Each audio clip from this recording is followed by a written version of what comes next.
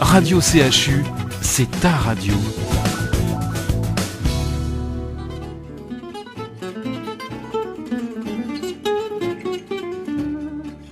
Bonjour à tous et à toutes et bienvenue dans l'émission Confidence pour Confidence. Elle est née dans un château à Saint-Émilion, le plus ancien et le plus prestigieux de son temps, le château Soutard. Comme dans un conte de fées, son destin semblait tout tracé. Elle se destinait à devenir terrienne, ou plus précisément géologue. Oui, mais... Sauf que le kéros s'en est mêlé, le hasard, le moment opportun auquel elle croit. Et c'est une femme profondément humaine que je reçois aujourd'hui.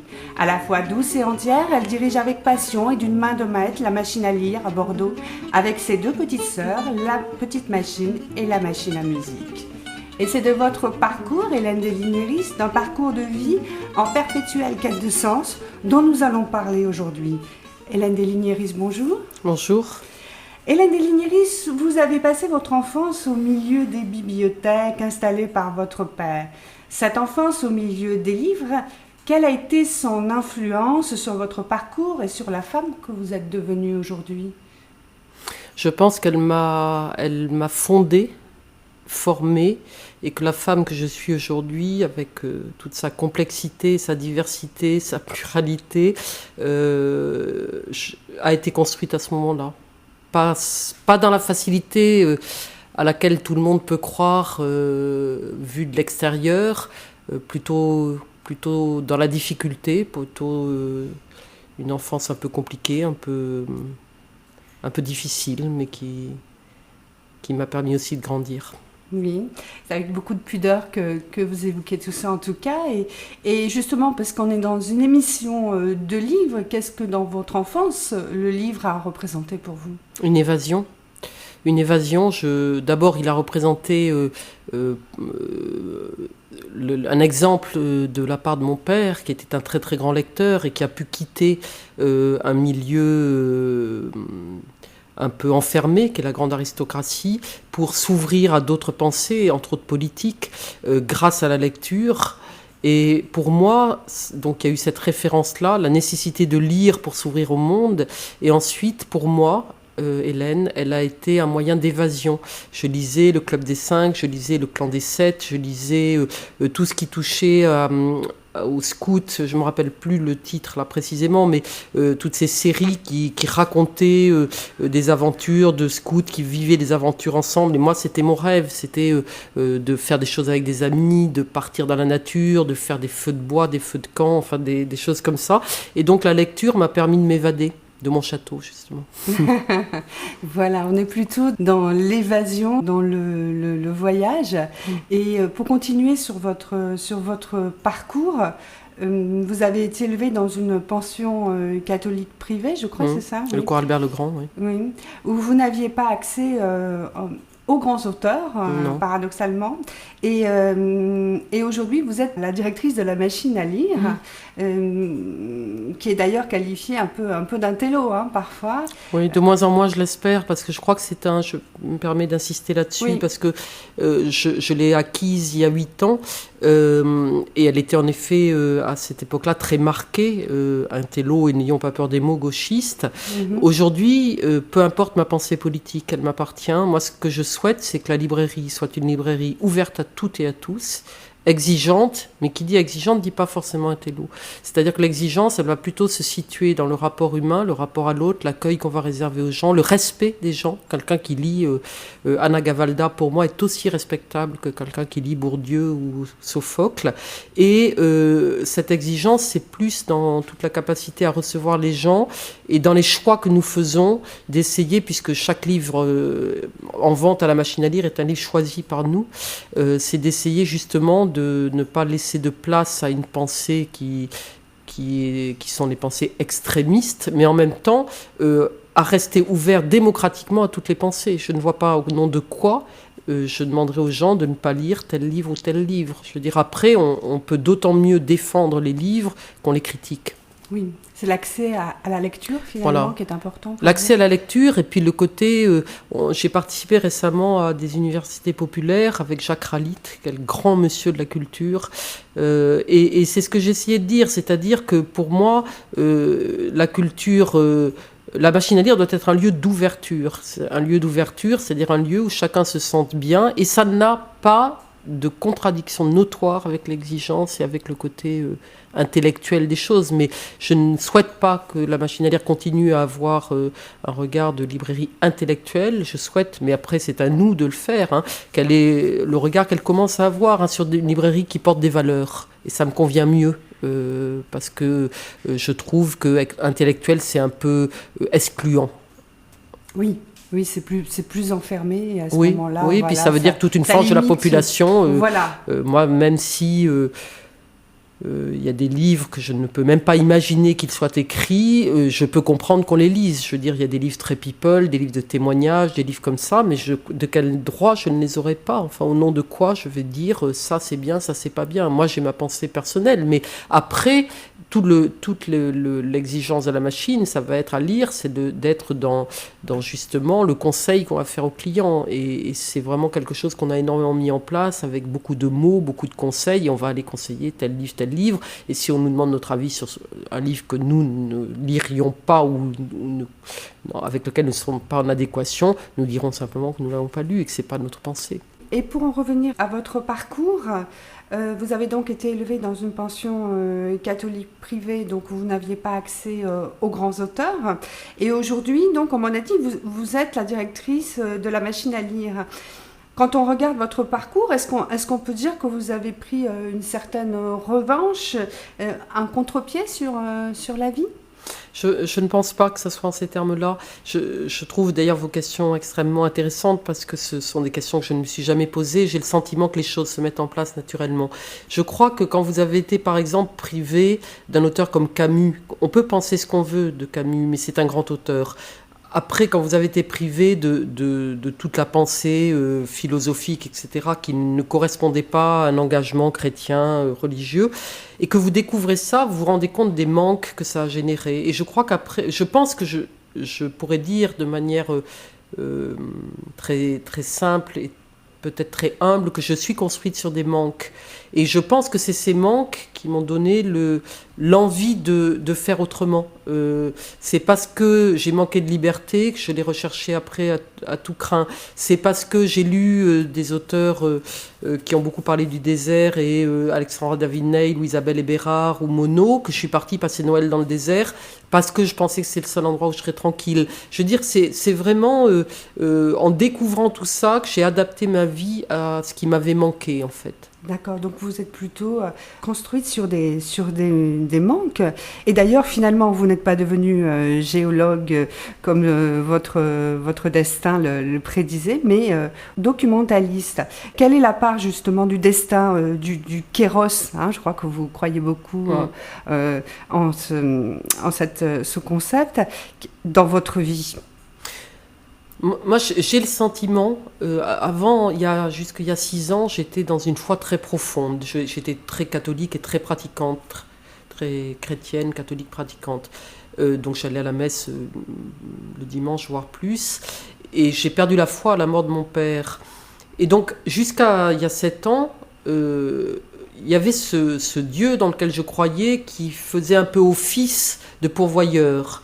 Et puisqu'il n'est plus là aujourd'hui, force est pour moi de trouver une autre manière de vivre, ce qui est très compliqué de perdre la foi d'ailleurs. Parce que c'est beaucoup plus facile de se dire il y a un Dieu qui est là et qui m'accompagne et surtout qui m'aime et qui veille sur moi. Et donc j'ai dû regarder ma vie autrement, et je crois que les choses se mettent en place dans ce que j'appelle le kairos, c'est-à-dire la bonne chose au bon moment, si on est à l'écoute de tout ça. Si on reprend mon parcours, donc je fais des études par défaut. Pourquoi par défaut ? Parce que je ne voulais pas aller en droit, parce que je trouvais que c'était trop mondain pour moi. En tout cas, ça ne m'allait pas, j'étais trop complexée, etc. Donc il restait les études scientifiques, le DUG-B à l'époque. Donc je fais sciences, et puis la science, il faut prendre des options, chimie, physique et géologie. Hop, on va sur géologie, parce que je suis une terrienne. Et puis de là, il fallait en reprendre une, et puis j'aime la mer, donc j'ai pris océanographie. Et puis en fait, documentaliste, c'est parce que la dernière année, j'avais un problème visuel, et je ne pouvais pas passer une unité de valeur en maîtrise, et donc j'avais que 11 heures de cours l'année suivante pour la repasser. par semaine, et je me suis dit, qu'est-ce que je vais faire? Donc j'ai fait l'unité de documentation en complément. Sur ce, je pars travailler à Paris à la Compagnie française des pétroles, en qualité de documentaliste et de géologue. Je rentre pour me marier, et pour moi, je me mariais, c'était pour la vie, j'allais avoir des enfants, un chien, une cheminée, une maison, etc. Et tout serait parfait. Sauf que 8 mois après, mon mari, j'allais dire légitimement, ce qui peut choquer évidemment tous nos auditeurs, parce que c'est pas forcément légitime de rompre un mariage, mais je veux dire, j'étais trop difficile parce que j'étais trop à côté de tout, et en fait, il est parti, et j'ai été totalement désespérée. Tout mon monde s'est effondré, c'est-à-dire tout ce dans quoi je croyais le plus, c'est-à-dire ce parcours qui était destiné, pour lequel j'étais destinée, croyais-je. Et donc à partir de là, il a fallu que je travaille, parce que j'avais pas d'argent. Là, c'est le diplôme de documentaliste qui m'a servi pour rentrer au laboratoire de produits pharmaceutiques Sargé. Je deviens chef de service documentation, parce que c'est vrai que j'ai quand même de l'énergie, et puis j'ai un caractère un peu fort, et donc j'ai un peu de mal à être sous une autorité. Donc très vite, je prends l'autorité de fait, et je deviens un patron, chef, etc. Et en fait, je me suis aperçu, je ne vais pas vous faire l'historique de tout ce que j'ai fait, ça n'a pas grand intérêt, qu'à chaque fois, ça se terminait mal. Donc mon mariage terminait mal, le boulot se terminait mal, etc. Donc là, je me suis dit, interrogeons-nous. J'ai fait un bilan de compétences, ça paraît idiot, un bilan de compétences. Eh bien, dans ce bilan de compétences, donc avec un organisme agréé dans le cadre de ma vie professionnelle, je découvre que la seule chose qui m'intéresse, c'est de lutter contre l'exclusion. Ça se fait, en fait, ça peut être très bien fait, un bilan de compétences. Et donc, hop, je me lance là-dedans. Parce que enfin, je trouve ma voie. Donc, je commence à faire de l'associatif, et finalement, je finis directrice d'une entreprise d'insertion par l'économique, donc qui était en peinture en bâtiment. Donc je dirige une entreprise d'insertion par l'économique qui fait de la peinture en bâtiment. On va simplifier un petit peu les choses parce que c'est un parcours un peu chaotique. À ce moment-là, la propriété familiale, contre mon gré et pour mon plus grand désespoir, est vendue. Je deviens une héritière, je veux continuer à m'occuper des sorties de prison, etc., et à diriger l'entreprise d'insertion. La machine à lire est en vente parce que son propriétaire est malade. J'achète la machine à lire, je nomme une directrice. Ça ne fonctionne pas au bout d'un an et demi avec elle, au moment où dans ma propre entreprise, il y avait des difficultés. Et c'est juste pour vous montrer, naturellement, je reprends la direction de la machine à lire. C'est pour ça que je dis, j'ai l'impression que c'est plus l'ange gardien qui veille sur moi, c'est le parcours de vie qui se met en place au fur et à mesure, comme une espèce de construction qui se consolide de plus en plus pour faire ce que je souhaite faire, c'est-à-dire accompagner celles et ceux qui en ont besoin. Oui, on dirait presque un puzzle qui se met en place au fur et à mesure du temps, et qui trouve son sens petit à petit. Alors vous avez, dans notre émission, on choisit toujours une chanson, et vous avez choisi Ma plus belle histoire d'amour de Barbara. Du plus loin que me revienne l'ombre de mes amours anciennes, du plus loin du premier rendez-vous. Ce fut un soir en septembre, vous étiez venu m'attendre, ici même, vous en souvenez-vous? À nous regarder sourire, à nous aimer sans rien dire, c'est là que j'ai compris tout à coup. Alors, nous avons écouté Ma plus belle histoire d'amour de Barbara. Pourquoi ce choix, Hélène Deligneris ? Parce qu'il a bercé ma vie. C'est souvent ce que j'ai envie de dire aux gens qui me sont proches. C'est que ma plus belle histoire d'amour, c'est eux. J'ai passé beaucoup d'années à écouter Barbara, Brel, Reggiani. Et Barbara, je l'ai vue 3 fois en concert, dont une fois Porte de Pantin, et c'était une femme qui me fascinait complètement, qui me faisait là aussi rêver, m'évader, etc. Et j'ai étonnamment su après quel avait été son parcours, qui a été très difficile et très violent. Et ma plus belle histoire d'amour, c'est ce que j'ai envie de dire aux gens et à la vie, que ma plus belle histoire d'amour, c'est eux. On voit, Hélène Desligneris, que c'est une véritable force intérieure qui vous anime, qui vous pousse, et que ce qui est intéressant, c'est que le livre agit sur vous, sur votre vie, comme un véritable fil conducteur. Et vous passez d'ailleurs de l'insertion à la librairie en 2008. On va revenir un petit peu sur cet événement en croisant sur votre route le fondateur de la mythique machine à lire, Henri Martin. Il vous dit qu'il va vendre. Et qu'est-ce qui se passe à ce moment-là pour vous, Hélène Desligneris ? Ce qui se passe, c'est ce que j'essaie d'exprimer, je crois, depuis le début de notre entretien. Ça se passe dans un restaurant rue du Pas-Saint-Georges. Nous étions en train de déjeuner, Henri et moi. D'ailleurs, je tiens à lui rendre hommage puisqu'il nous a quittés il n'y a pas très longtemps. Et comme j'avais hérité d'argent à la vente de cette propriété familiale et que je souhaitais continuer mon aventure professionnelle, il fallait bien que je trouve de quoi faire bon usage de cet argent. Et tout d'un coup, j'étais en train de déjeuner avec lui et il m'explique que la vente a capoté pour la vente de la machine à lire a capoté. Et je lui dis, mais si tu veux, Henri, je l'achète. Voilà. Je pense que c'est quelque chose qui me caractérise de manière très précise, c'est que je ne réfléchis pas avant d'agir. C'est-à-dire j'agis beaucoup par impulsion, par instinct, ce qui me joue énormément de tours, parce qu'on vit dans un monde qui n'est pas habitué du tout à cette manière d'être et de faire, et qui fait que parfois c'est tout à fait spontané, naturel, et qu'on ne peut pas, derrière on a du mal à suivre. Et donc ça c'est vraiment, je vous demande de me croire, fait comme cela. C'est-à-dire tout d'un coup j'ai dit, mais Henri, je pourrais l'acheter maintenant, puisque j'ai de l'argent, et ça s'est fait comme ça. Je ne peux pas vous raconter autre chose, je n'y avais jamais pensé avant. Oui, c'est quelque chose qui tout d'un coup vous semble une évidence, évident. Sachant que je n'ai toujours été cliente que de la machine à lire. D'abord, j'habitais à côté, j'habitais rue des Fossés, mais surtout, c'était une librairie dont la taille me correspondait. Notre confrère est une remarquable librairie, mais c'est trop grand. Moi, je n'ai jamais quasiment été dans les grandes surfaces, j'ai toujours été dans les petites épiceries, j'ai toujours été dans les petits cafés, les petits restaurants, les petites criques au bord de la mer, et donc la machine à lire me correspondait comme taille, et puis j'ai donc été cliente depuis toujours à la machine à lire, donc c'était là aussi comme une continuité. Oui, quelque chose de naturel, d'évident. Et d'ailleurs, vous ne vous êtes pas arrêté là. Personnellement, j'ai une tendresse particulière pour la petite machine. Et j'aimerais bien que vous en parliez un petit peu à vos auditeurs de cette petite machine. Alors, la petite machine, elle est située derrière le lycée Montesquieu, à côté du jardin public. Alors, la petite machine, c'était une maison de la presse avec un couple, Mimi et Eric, que tout le monde adorait dans le quartier. C'était un lieu qui était vraiment un lieu important pour les rencontres, etc. Et ça allait fermer pour des raisons économiques. Et donc là, c'est la même chose. C'est-à-dire, tout d'un coup, il nous a paru, à mon compagnon et à moi-même, une évidence. Mais reprenons ça s'appelait pas du tout la petite machine, reprenons la maison de la presse, sauf qu'elle n'était pas vivable économiquement.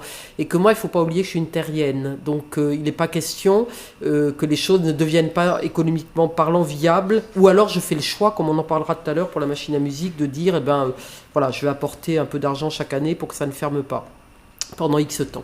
Donc là, on s'est dit, mais de toute façon, s'il ferme, c'est que c'est pas vivable, c'est pas parce qu'on l'achètera que ça sera plus vivable.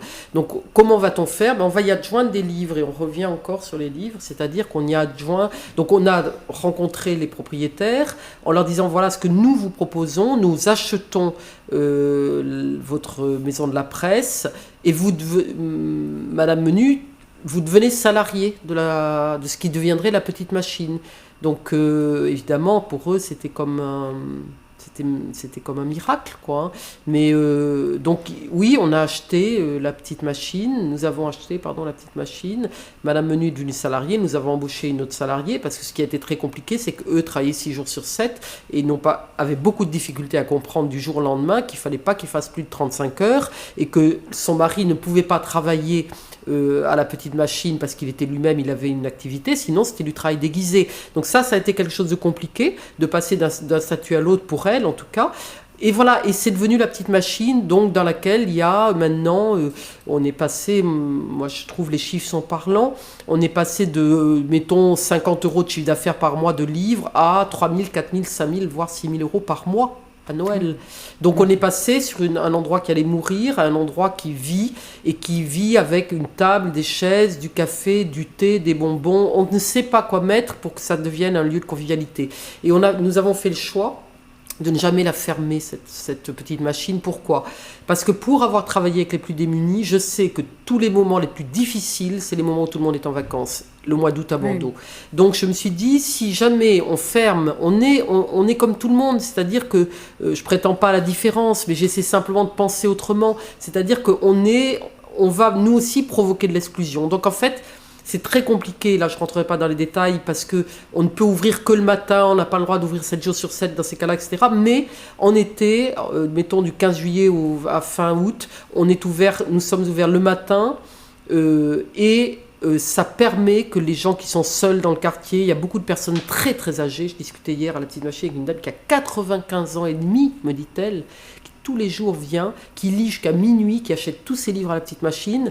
On s'est dit, pour ces gens-là, c'est pas possible de fermer. Oui. Voilà. Donc c'est le lieu pour lequel j'ai une infinie tendresse. C'est le lieu le plus petit de tous, avec un chiffre d'affaires très modeste. On arrive à équilibrer, peut-être on va arriver à équilibrer cette année, je l'espère. Mais c'est un lieu de vie, il y a 5, 10, 15 personnes parfois dans ce minuscule petit lieu, et ça rit, et ça chante, et ça pleure quand il y a quelqu'un qui s'en va. Et c'est vraiment un très joli lieu, mais qui est fait par les clients, par les salariés, enfin voilà, c'est... Moi, ce qui me frappe dans ce que vous dites, c'est qu'il y a un véritable engagement social, on va dire, dans vos démarches. Et en même temps, sous-jacent, plus que sous-jacent, il y a une véritable femme d'affaires. Vous n'hésitez pas à parler économie, argent. Apparemment, c'est pas non plus un tabou pour vous. Du tout. Souvent, pour les gens, c'est tabou, mais pour vous, ça ne l'est pas. Comment vous expliquez comment ça se conceptualise pour vous ? Comment vous l'expliquez ? Parce que souvent on fait du social plutôt avec de l'assistanat, vous voyez ce que je veux dire ? Oui. Et alors que vous proposez des emplois, je crois, c'est ça ? Oui, il y a 19, il y a en tout sur les 3 structures, il y a 20 salariés, dont un jeune autiste, et puis une personne qui a des problèmes un peu lourds, et voilà. Donc comment je l'explique ? D'abord par mon caractère, je pense que j'ai un caractère de chef. J'ai une autorité naturelle, paraît-il, qui fait un peu peur souvent, et je pense donc que je pouvais être qu'à cette place-là de chef d'entreprise. Après, j'ai tellement souffert de tout ce qui m'a été dit quand on a su que j'avais hérité, puisque c'est paru dans Sud-Ouest, la vente du château avec le prix. Donc comme ça, au moins les choses étaient claires. On était 3 enfants, il suffisait de diviser par 3, et les gens savaient. Donc j'ai tellement souffert du regard qu'on a porté sur moi. C'est-à-dire, je n'étais plus une personne, un individu, j'étais quelqu'un de riche. Je n'étais plus autre chose que ça. J'ai souffert de ne pas pouvoir partager sans perdre les amitiés. C'est-à-dire, nous, on a toujours évolué, je parle mon compagnon et moi. Mon compagnon dirigeait une très grosse entreprise d'insertion à Besançon, 150 salariés. Il accompagnait les très longues peines, les gens qui avaient fait entre 18 et 30 ans de prison. Et donc, nous avons toujours évolué dans un milieu socio-culturel de gens qui travaillaient, qui à Médecins sans frontières, qui étaient ici, etc. Donc, nous sommes dans un milieu de gens qui n'ont pas de moyens énormes, etc. Donc nous, on devient riches par rapport à ceux qui ont peu, et pas riches par rapport à ceux qui ont beaucoup. Mais on est riches, très bien. Et on nous regarde différemment. Lui seul ne le regarde pas, dit-il, puisque c'est moi qui hérite. Et puis qu'il est certainement beaucoup plus simple que moi à ce niveau-là. Moi, j'ai voulu aider mes amis, mais comme les amis ne pouvaient pas rendre, je me suis tout de suite aperçu que ça allait être très compliqué. J'avais envie de donner, sauf qu'il ne faut surtout pas, à mon sens, donner sans retour, parce que ça met l'autre dans une position de fragilité, de faiblesse par rapport à vous. Donc en fait, la position économique de l'entreprise, elle est salvatrice. C'est-à-dire que les salariés... ils ont un salaire, mon objectif c'est de leur donner le meilleur salaire possible, mais tout ça reste dans le cadre et permet de ne pas justement être dans un rapport riche par riche, etc. On est dans le rapport entrepreneurial. Et moi je crois beaucoup à l'entreprise comme lieu de sociabilisation, de sociabilité, et je crois que c'est quelque chose d'essentiel. Donc j'ai pas peur de ça, parce que je crois que c'est ce qui m'a sauvé de cette espèce de difficulté que j'ai eue à être catégorisé riche. C'est-à-dire, il y a les riches, les pauvres, et en plus je suis toujours aristocrate. Enfin, récemment, il y a eu un article qui est apparu dans la presse, un très long article, Et là, on dit de moi, Hélène Dery, aristocrate. Et on parlait de mon confrère, évidemment, la librairie Mola, mais on ne dit pas Denis Mola, roturier. Enfin, je veux dire, pourquoi toujours tout ramener à l'aristocratie, à l'argent, etc. Donc je me suis dit, il faut que je fasse le deuil de ça, et il faut que je sois simple avec ça. Ok, j'ai de l'argent, quels sont mes choix, quels sont mes engagements, qu'est-ce que j'en fais. Après, j'ai une vie privée qui est je suis très protégée de tout. On part beaucoup cet été, le fond des Corbières et le fond des Alpes d'Haute-Provence, c'est en plein cœur de la nature, parce que moi je m'épuise en fait aussi, je le dis très simplement, je m'épuise dans tous mes engagements, parce que j'ai cette espèce d'énergie qui m'anime, mais je n'ai pas beaucoup de limites, donc il faut que j'apprenne à me limiter. Et donc voilà, j'ai appris tout ça. Donc, pour en revenir à cette émission qui parle de livres, vous nous avez, je crois, sélectionné quelques livres pour cet été. Est-ce que vous pouvez nous en parler ? Oui, tout à fait. Je crois qu'il ne me reste pas beaucoup de temps, donc je vais essayer d'être synthétique. Il y a un très joli livre qui s'appelle « En attendant Beaujangueul », qui est écrit par Olivier Bourdeau, édité par Finitude. Très joli livre parce que joyeux, léger, pathétique, tragique, tout ça est totalement mélangé, mais reste toujours optimiste. Je n'ai malheureusement pas le temps, et c'est ma faute, je suis trop bavarde, de vous en raconter l'histoire, mais c'est un livre qui est plein de légèreté, plein de gravité, plein de douceur, plein de folie, mais plein d'amour. Et donc c'est un très beau livre. Oui, En attendant Beaujangueul. Oui, je l'ai lu également. Voilà. Ouais, c'est vrai que pour l'été, c'est tout à fait le livre à lire. Tout à fait. Ensuite, un second livre, le Quatuor d'Anna Enquist chez Actes Sud. Ce sont 4 personnages qui ont constitué un quatuor de musique amateur pour se faire plaisir. C'est un vieux professeur de musique aussi. Et ce sont toutes ces vies-là qui se mélangent. Certainement, ça se passe à Amsterdam, c'est jamais dit. Avec une espèce de poésie musicale, de douceur, d'intelligence, avec en plus un événement, une évasion de quelqu'un au milieu d'un détenu, au milieu de tout ça, qui va mettre une espèce d'enquête, d'intrigue, on va dire, et qui donne un peu plus de piment. Mais c'est un livre très doux, je pense à nos auditeurs, et je me dis, vraiment, je vous conseille Quatuor, c'est un très beau livre. Et pour finir, un livre qui est déjà en 2 tomes, qui est écrit par un auteur dont on ne sait pas si c'est un homme ou une femme, qui s'appelle Ferrante, et qui a écrit L'amie prodigieuse, qui vient de sortir en poche, 2 petites filles dans la banlieue pauvre de Naples qui vont se construire justement. Et comment elles vont se construire ? L'une est jolie, l'autre l'est pas, l'une réussit, l'autre réussit pas. Donc c'est leur parcours, et qui se prolonge dans un second tome qui est en grand format, qui s'appelle L'autre nom, dans lequel il y en a une qui s'est mariée et qui a accepté ce mariage pour sortir de cette espèce de carcan social, et l'autre a fait un autre choix, elle devient écrivain justement. Ce sont des romans passionnants et qui peuvent, je pense, distraire énormément. Des parcours de femmes, des histoires de femmes. De vie, des histoires de vie, de tout ce qui fait que nous sommes là, de passage. Je crois que nous arrivons à la fin de notre émission. Merci beaucoup à Hélène Deligneris d'avoir accepté notre invitation. Et je vous dis à très bientôt pour une nouvelle émission de Confidence pour Confidence. Vous retrouverez l'émission sur le site radio-chu.com. À très bientôt. Merci beaucoup.